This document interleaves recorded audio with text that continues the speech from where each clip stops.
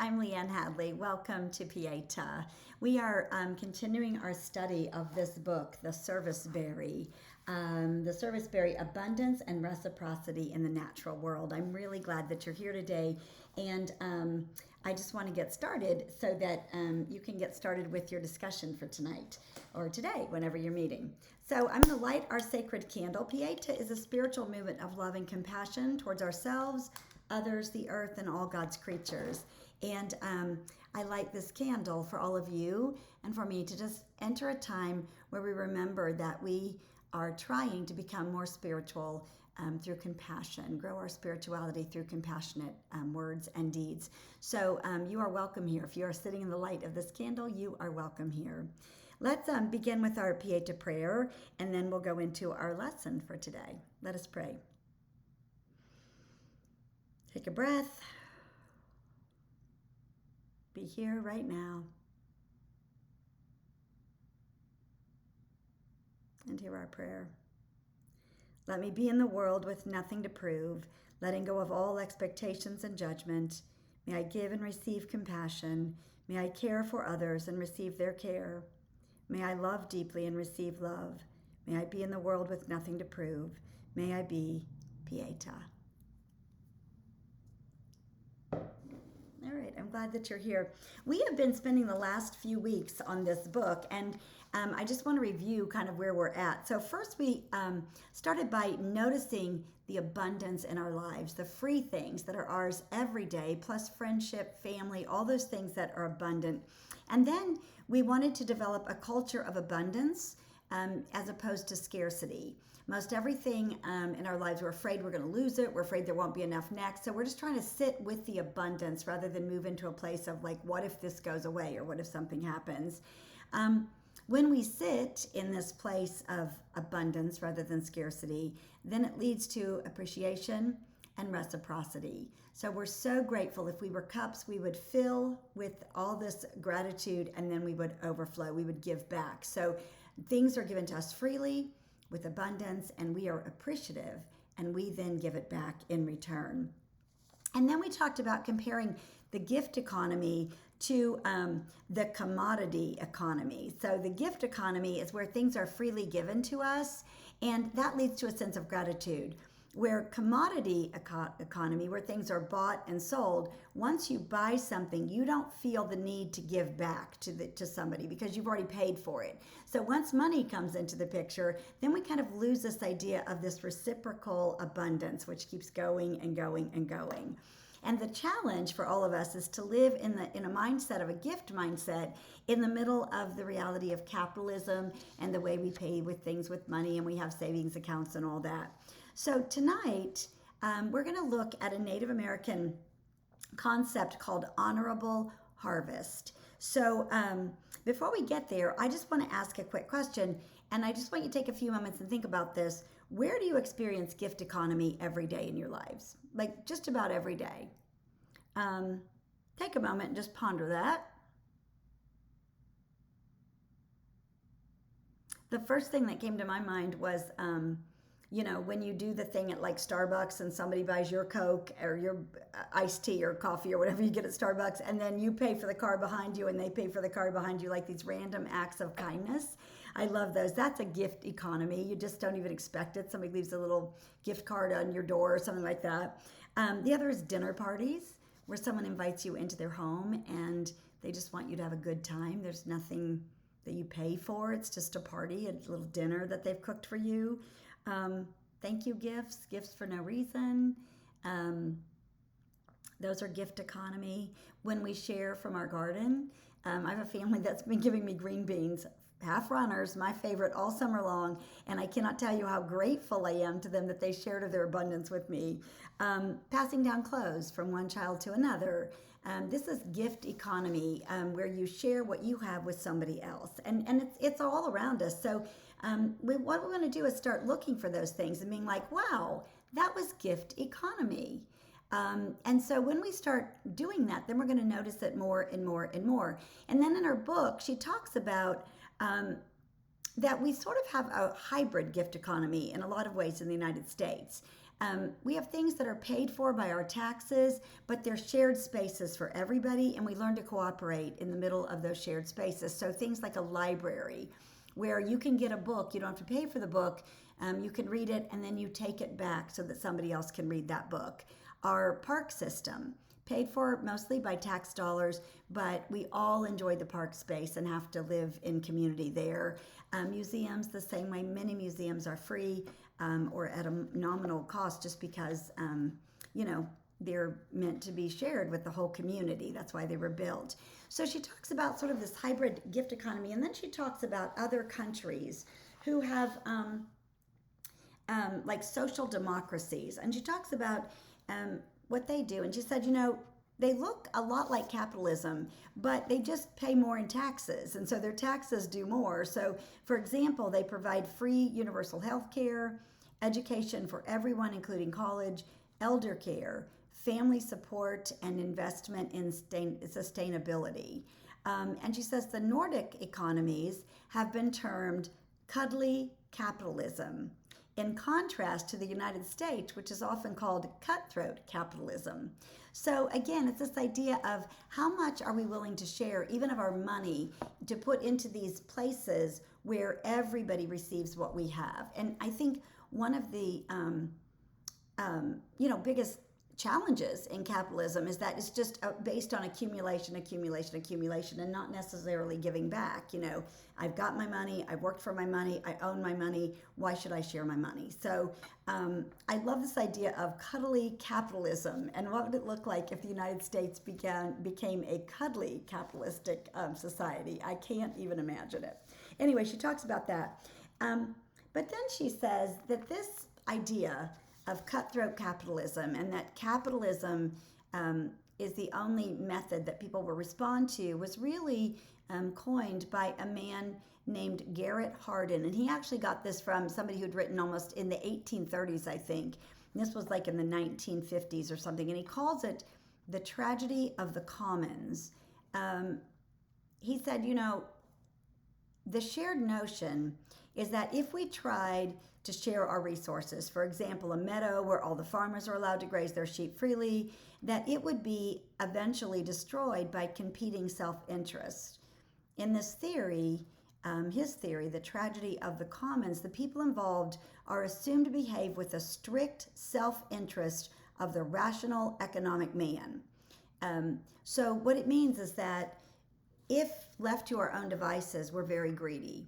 And we would think of ourselves and no one else. So if we could go into the field with our sheep, we would say, well, if my sheep eat the most, they're going to get the fattest, they're going to sell for the most, or make the most, wool or whatever it is I need to get out of my sheep.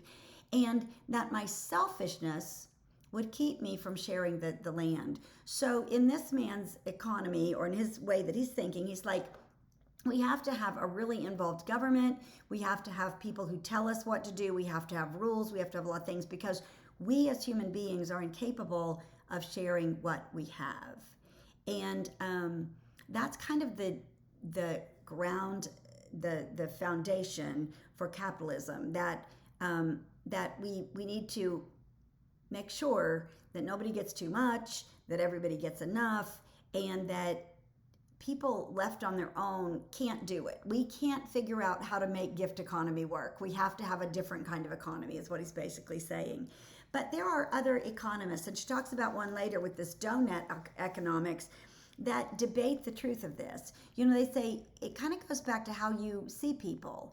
Are they inherently selfish and would just ruin land for their own self-interest? Or at some point would they say, wait a minute, I'm going to ruin this land? And what would a culture look like that, rather than being based on rules and things like that, we're based on human decency? So that brings me to our scripture for tonight. And I took the story from Ruth 2. And you remember Ruth and Naomi? Naomi had lost her husband, and Ruth had lost her husbands, and these two women are just alone. And in Bible times, in the times that this was written, a woman without a man taking care of her had no way of making a living. Women did not earn a wage. They didn't own a home. They don't own land. They didn't have anything. So these two women are basically facing starvation. And Ruth, the Moabite, says to Naomi, Let me go to the fields and pick up the leftover grain behind anyone in whose eyes I find favor. And they sit down and they talk, and so Ruth sends her into Boaz's field. He's a cousin. And when she goes there, Boaz gives orders to her men, let her gather among the sheaves and don't reprimand her. Just let her be. So she just went to glean afterwards. They're going to pick all the grain, and she's going to go pick up the extras. But he says, no, just let her come in and pick whatever she wants. And even make it easy for her. Pull out some stalks and bundles and leave them for her to pick up. Don't correct her. Leave her alone. He feels sorry for her. And Ruth gleans in the field until evening, and then she takes it back to Naomi. They have enough to eat. And eventually, she ends up marrying Boaz and moving into his land.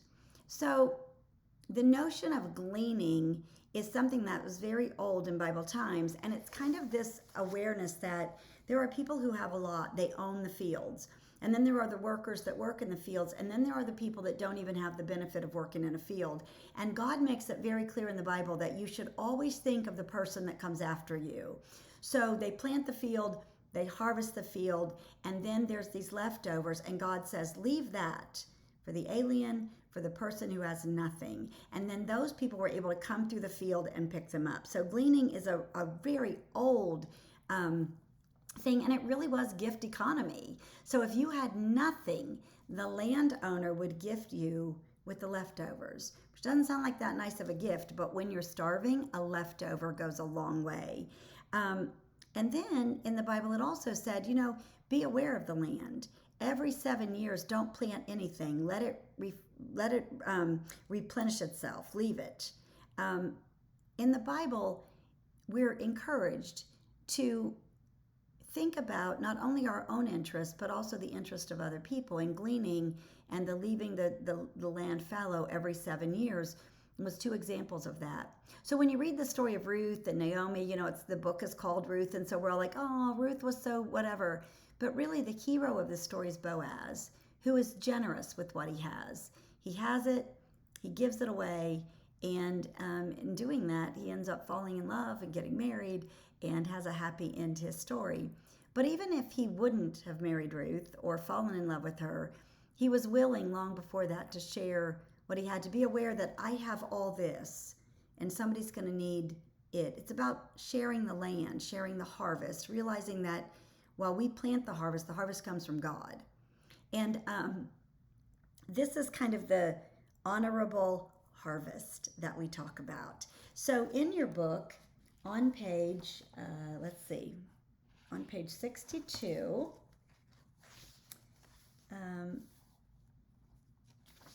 on 64, there's a list of the honorable harvest. And I'm going to read this slowly, and then you can read it for yourself or have your leader read it again. But just listen, and then which of these speaks to you the most? If you were going to live in a gift economy, which of these speak to you?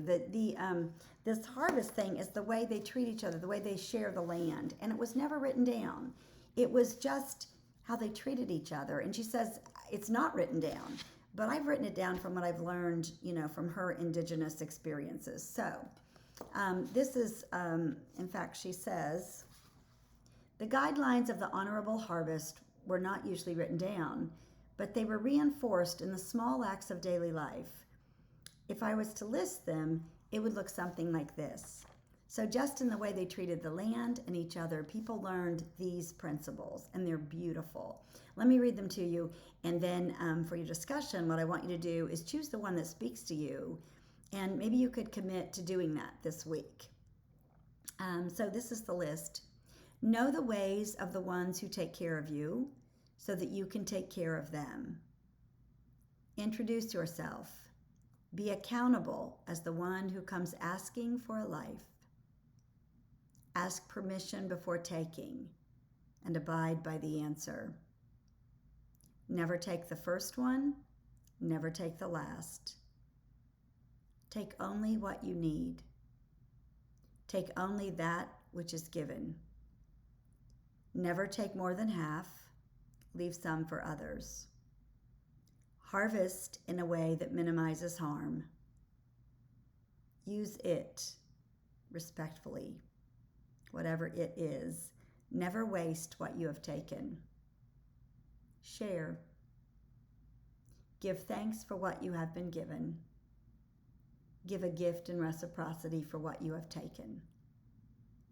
Sustain the ones who sustain you, and the earth will last forever. So take a moment and think about these.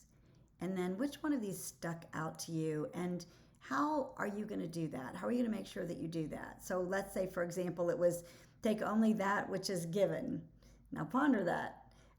You're going to only eat the things that are given to you? Are you going to, so really think about, like, how could you live into that one? If that's the one that stood out to you, how could you take only what is given? Maybe, for example, you could say, I'm going to eat sustainably so that I'll only eat strawberries when they're in season rather than year round. That would be a way to take only that which the earth is giving to you in your area right now. You see? So spend some time thinking about these and then come back together and share which of these speak to you the loudest. All right. Thank you so much for going through this book with me. We only have a few more weeks left. I hope you've enjoyed it. It has really helped me to become more aware of the abundance in my life and also the greediness that I do sort of operate with just because I'm a good capitalist who buys everything new and doesn't give it a second thought. So I hope that this book is really speaking to you. It's speaking to me. Have a great session tonight, and I will see you soon. If you need anything, reach out. Bye.